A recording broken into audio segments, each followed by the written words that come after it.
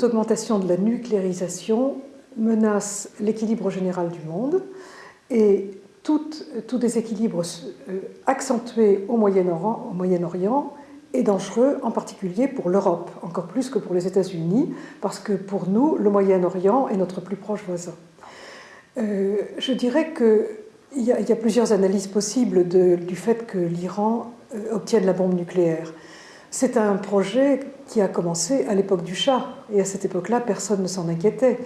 Si on s'inquiète d'une bombe iranienne qui ne serait guère possible que vers 2015 environ, dans l'état actuel des choses, c'est parce que le gouvernement iranien s'affirme de plus en plus comme une dictature sur le plan intérieur et en même temps un gouvernement très va-t-en-guerre sur le plan de ses relations avec l'extérieur.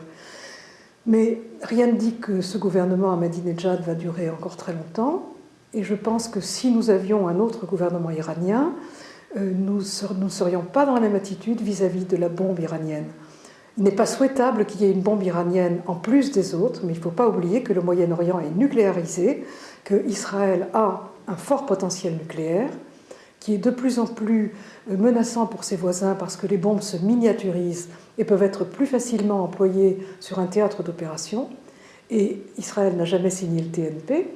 Et d'autre part, nous avons les bombes asiatiques avec en première ligne le Pakistan, l'Inde et la Chine, et donc une menace sur l'ensemble du Moyen-Orient. C'est tout près.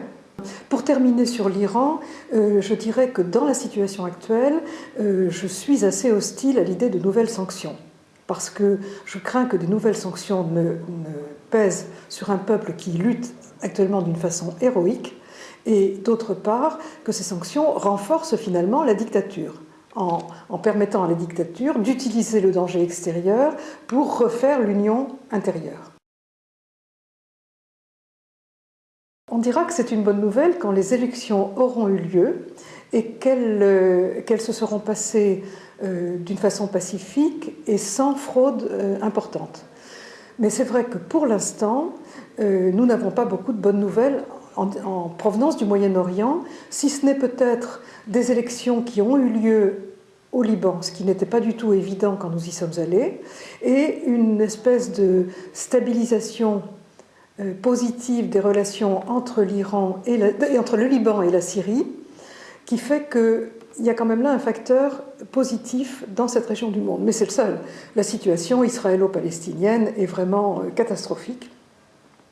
Je crois qu'on est en train de tuer à petit feu 1 500 000 Gazaouis et qu'Israël s'enfonce dans une négation du réel, du fait qu'il a un gouvernement à la fois très fragile sur le plan intérieur, une majorité qu'il ne peut maintenir qu'en soutenant les extrêmes, en particulier le camp des colons, et d'autre part une force militaire invincible quand il s'agit d'une guerre comme celle que nous avons vue à Gaza, c'est-à-dire d'utiliser les grands moyens, de bombarder et d'utiliser tous les armements possibles face à une population en réalité désarmée.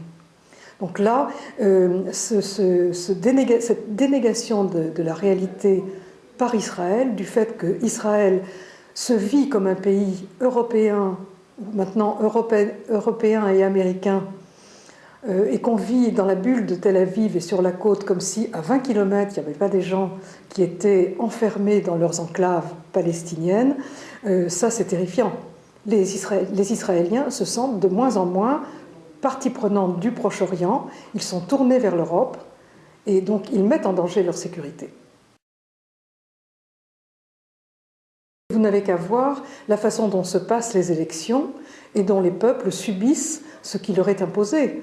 Les successions républicaines sont maintenant des successions familiales, donc monarchiques, et au président Assad succède le fils Assad.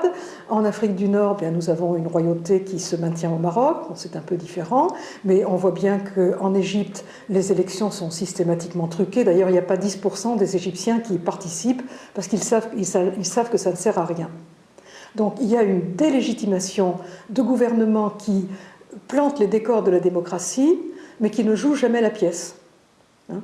Et donc, en réalité, il y a rigoureusement aucune médiation entre les peuples et les gouvernements aujourd'hui.